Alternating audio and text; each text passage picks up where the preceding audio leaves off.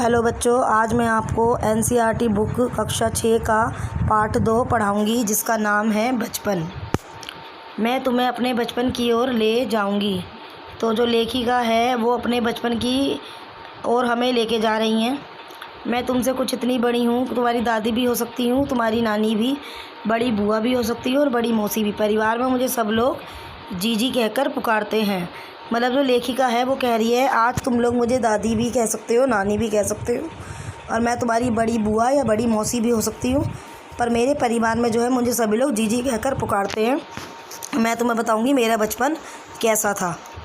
हाँ, मैं इन दिनों कुछ बड़ा यानी उम्र में सियाना महसूस करने लगी हूँ, शायद इसलिए कि पिछली शताब्दी में पैदा हुई थी। मेरे पहनने ओढ़ने में भी काफ़ी बदलाव आए हैं। पहले मैं रंग बिरंगे कपड़े पहनती थी, जैसे कि नीला, जामुनी, ग्रे, काला, चॉकलेटी, और अब मन कुछ ऐसा करता है कि सफ़ेद पहनो, गहरे नहीं, हल्के रंग। मैंने पिछले दशक में तरह तरह की पोशाकें पहनी हैं। पहले फ्रॉक, फिर निक्कर, फिर वॉकर, स्कर्ट, लहंगे, गरारे, ये सब मैंने पहने हैं। और अब मैं जो पहनती हूँ वो चूड़ीदार और घेरदार कुर्ते हैं। बचपन के कुछ फ़्रॉक तो मुझे अब तक याद है। हल्की नीली और पीली धारी वाला फ़्रॉक मैं पहनती थी। गोल कॉलर होती थी, उसमें बाजू पर गोल कफ होती थी। एक हल्के गुलाबी रंग का बारीक चुन्नीदार घेरदार फ़्रॉक। चुन्नटें जो होती है फ़्रॉक में, घेरदार फ़्रॉक होते हैं ना, ऐसे नीचे जो झालर सी ऐसे लगी होती है, इसको हम चुन्नटें वो बोलते हैं। नीचे गुलाबी रंग की फ्रिल होती थी। उन दिनों फ़्रॉक के ऊपर की जेब में रुमाल और बालों में इतराते रंग बिरंगे रिबन का चलन था। मतलब उन दिनों फ़्रॉक के ऊपर में एक जेब हुआ करती थी जिसमें हम अपने रुमाल रखते थे और बालों में हम रंग बिरंगे रिबन लगाते थे। उस टाइम पर ये बहुत चलते थे। 11 कलर का बड़े प्लेटों वाला गरम फ्रॉक जिसके नीचे फर टंगी थी। 2 ट्यूनिक भी मुझे याद है, एक चॉकलेट रंग का और अंदर की कोटी प्याजी। मतलब 2 ट्यूनिक उन्हें याद थे लेखिका को। वो अंदर चॉकलेट रंग का पहनती थी और अंदर की कोटी जो होती थी वो प्याज की कलर की होती, दूसरी ग्रे, और उसके साथ जो कोटी होती थी वो सफ़ेद रंग की होती थी।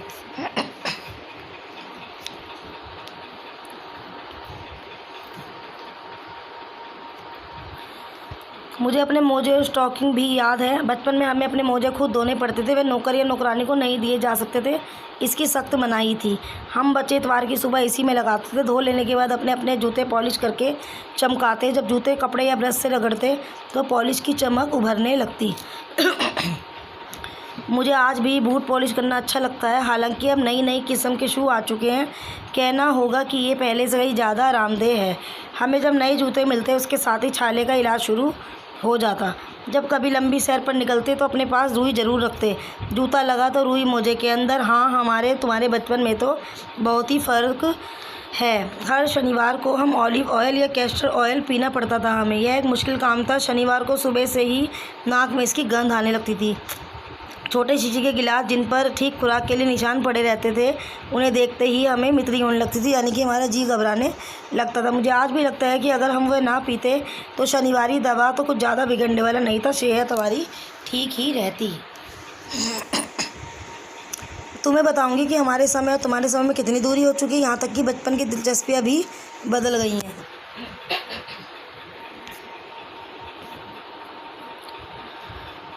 याद रहे उन दिनों कुछ घरों में ग्रामोफोन थे, रेडियो, टेलीविज़न नहीं हुआ करते थे। पहले हमारे बचपन की कुल्फ़ी थी, लेकिन अब वो आपके टाइम में आइसक्रीम हो गई है।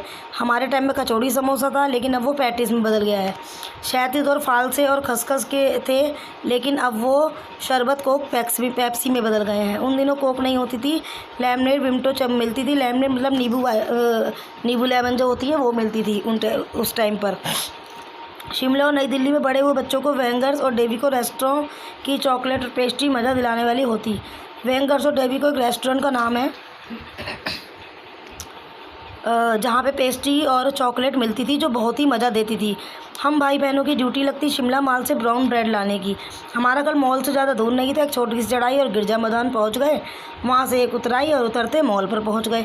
कन्फेक्शनरी काउंटर पर तरह तरह की पेस्ट्री और चॉकलेट की खुशबू मन भावनी होती थी। जो काउंटर होता था वहाँ पर तरह तरह की पेस्ट्री लगी रहती थी और चॉकलेट होती थी जिसकी खुशबू हमारे मन को भाती थी। हमें हफ्ते में एक बार चॉकलेट ख़रीदने की छूट थी। सबसे ज़्यादा मेरे पास ही चॉकलेट टॉफ़ी का स्टॉक रहता। मैं चॉकलेट लेकर खड़े खड़े कभी ना खाती, घर लौटकर साई बोर्ड पर रख देती। रात के खाने के बाद बिस्तर में लेटकर मज़ा ले के खाती थी। शिमला के काफ़ल भी बहुत याद आते हैं, खट्टे मीठे। कुछ एकदम लाल होते हैं तो कुछ गुलाबी होते हैं, कुछ रसभरी होते हैं, कस्मल होते हैं। सोचकर ही मुंह में पानी भर आ जाता है। चेस्टनट एक और गजब की चीज़ है। मतलब एक चेस्टनट एक फल था जो उनको एक गजब की चीज़ लगा, एक फेवरेट फल था मतलब उनका ये, जो आग पर भुने जाते हैं फिर छील के उतार कर सीधा मुंह में। चने जोर गरम और अनारदाने का चूर्ण। हाँ, चने जोर गरम की पुड़िया जो तब थी वह अब भी नज़र आती है, पुराने कागज़ों से बनाई हुई। इस पुड़िया में हाथ का कमाल है, नीचे से तिरछी लपेटते हुए ऊपर से इतनी चौड़ी कि चने आसानी से हथेली पर पहुंच जाएं। एक वक्त था जब फिल्म का गाना चना जोर गरम बाबू में लाया मज़ेदार, चना जोर गरम उन दिनों स्कूल के हर बच्चे को आता था। कुछ बच्चे पुड़िया पर तेज़ मसाला बुरकवाते, पूरा गिरजा मैदान घूमते तक यह पुड़िया चलती। एक एक चना पापड़ी मुंह में डालने और कदम उठाने में एक खासी लय रफ्तार था। मतलब खाते खाते ही हम कदम अपने बढ़ाते थे रफ्तार से। छुटपन में हमने शिमला रिज पर बहुत मज़े किए हैं, घोड़ों की सवारी की है। शिमला के हर बच्चे को कभी न कभी यह मौका मिल ही जाता था।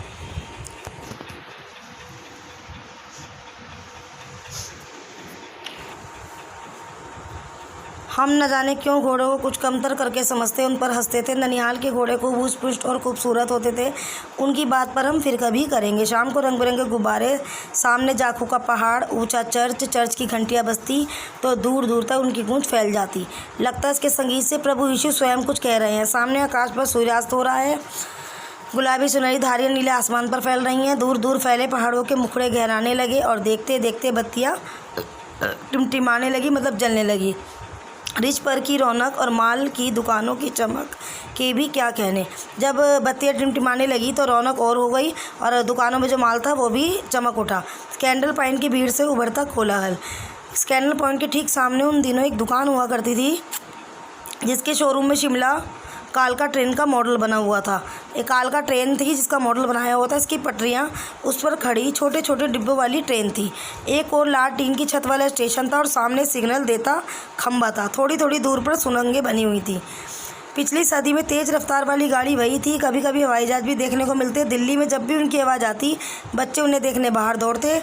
दिखता एक भारी भरकम पक्षी उड़ा जा रहा है पंख फैलाकर, यह देखो, और वह गायब। उसकी स्पीड ही इतनी तेज़ लगती। हाँ, गाड़ी के मॉडल वाली दुकान के साथ एक और ऐसी दुकान थी जो मुझे कभी नहीं भूलती। यह वह दुकान थी जहाँ मेरा पहला चश्मा बना था। वहाँ आँखों के डॉक्टर अंग्रेज़ थे। शुरू में चश्मा लगाना पड़ा, अटपटा सा लगा। छोटे बड़े मेरे चेहरे की ओर देखते और कहते आँखों में कुछ तकलीफ़ है, इस उम्र में ऐनक। दूध पिया करो, मैं डॉक्टर साहब को कहा दोहरा देती, कुछ देर पहनोगी तो ऐनक उतर जाएगी। वैसे डॉक्टर साहब ने पूरा आश्वासन दिया था लेकिन चश्मा तो अब तक नहीं उतरा, नंबर बस कम ही होता रहा। मैं अपने आप इसकी जिम्मेदार हूँ। जब आप दिन की रोशनी को छोड़कर रात में टेबल लैंप के सामने काम करेंगे तो इसके अलावा और क्या होगा। हाँ, जब पहली बार मैंने चश्मा लगाया तो मेरे एक चचेरे भाई ने मुझे छेड़ा, देखो देखो कैसी लग रही है।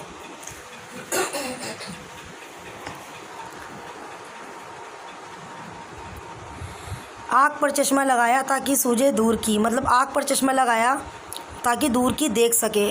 यह नहीं लड़की को मालूम सूरत बनी लंगूर की। लड़की को यह नहीं मालूम है कि उसकी सूरत लंगूर की हो गई है। तो इसका मतलब ये एक शेर उसने पढ़ा था, आँख पर चश्मा लगाया ताकि सूझे दूर की, यह नहीं लड़की को मालूम सूरत बनी लंगूर की। मैं खींची कि मुझ पर यह क्यों दोहराया जा रहा है, पर शेर बुरा ना लगा। जब वह चाय पीकर चले गए तो मैं अपने कमरे में जाकर आईने के सामने खड़ी हो गई। कई बार अपने को देखा, ऐनक उतारी, फिर पहनी, फिर उतारी, देखती रही। सूरत बनी लंगूर की, नहीं, हाँ। मैंने अपने छोटे भाई का टोपा उठाकर सिर पर रखा। कुछ अजीब लगा, अच्छा भी और मजाकिया भी।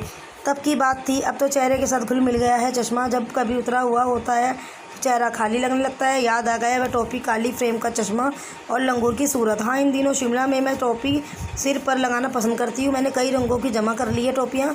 कहाँ दुपट्टों का ओढ़ना, कहाँ सैल सुबोत वाली हिमाचल टोपियाँ क्योंकि वहाँ पे कहाँ दुपट्टा ओढ़ूँ सर पे, कहाँ वो, और कहाँ पे टोपियाँ ओढ़ना मुझे ज़्यादा पसंद था, हिमाचली टोपियाँ। तो इसी के साथ बच्चों हमारी वीडियो भी समाप्त हुई। और थैंक यू बच्चों। लाइक कीजिए भी, इसको सब्सक्राइब कीजिए। अगर आपको मेरी नोटिफिकेशन चाहिए तो बेल आइकन पर क्लिक कीजिए। मिलते हैं इसके क्वेश्चन आंसरों के साथ नेक्स्ट वीडियो में।